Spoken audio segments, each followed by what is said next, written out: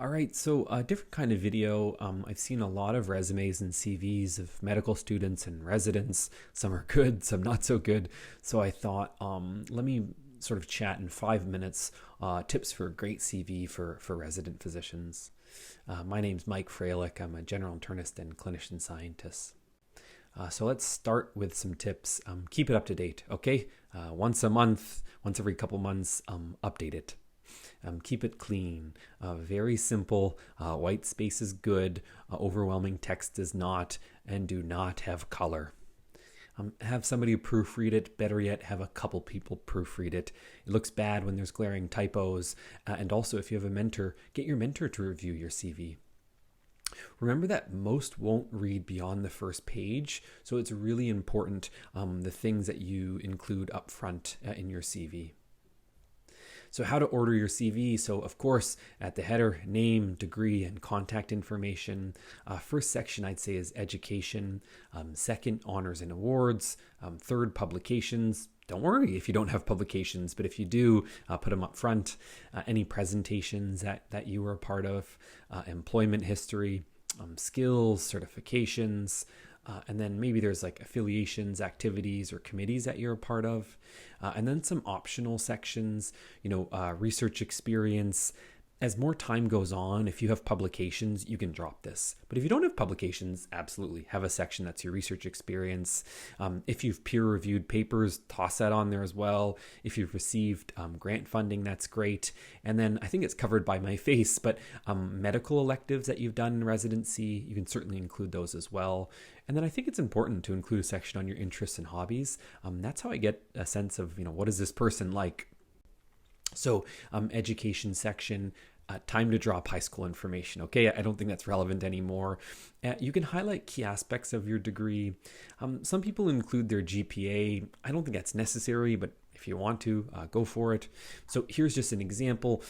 So degrees, the year, and then the details, right? PhD in ClinEpi at this institute at U of T in Toronto, Ontario, Canada. So trying to keep it clean with lots of white space.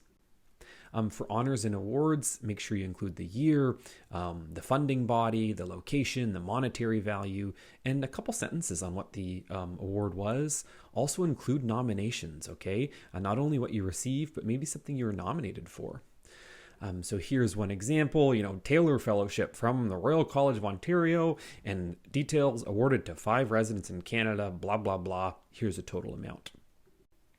Next up, publications.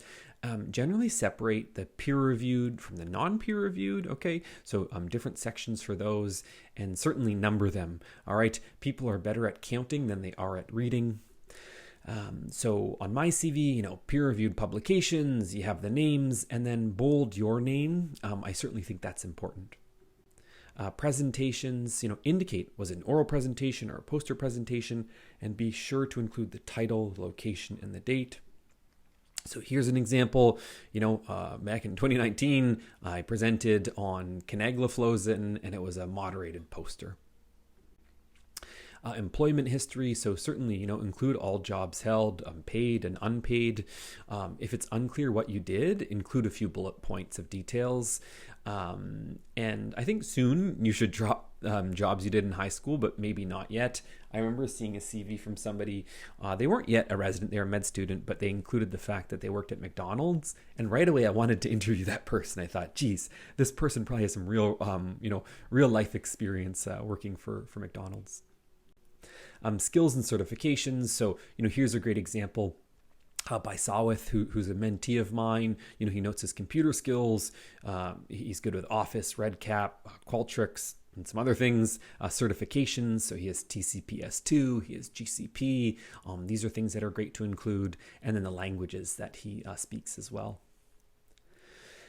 For affiliations, activities, and committees, this might not be relevant for all residents, but, so I don't know, back at Queen's, I was a student representative for contemporary philosophy. That's a big time throwback, but including the location and the time spent. I currently chair the COVID-19 clinical trials committee, or at least I used to. So that's important to include. Residents are not expected to have any grants whatsoever.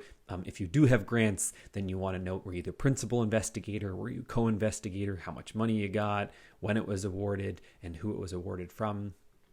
Research experience. So, if you have a bunch of publications, you can drop the research experience section. But if you don't, then this is a great opportunity to include it on your CV and mention, you're a volunteer, when was it, and who did you work with, and what types of activities were you a part of.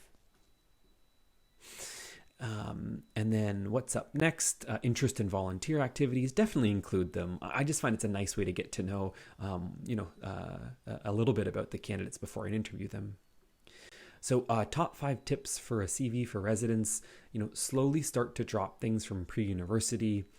The top 3 first section, education, honors and awards, and publications or presentations. If you have publications, number them. For awards, provide a sentence describing it. Otherwise, we'll have no clue what it was for.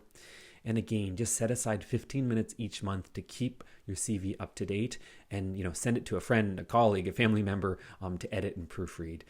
If you like this video, give it a like, you can subscribe, and thanks so much for listening.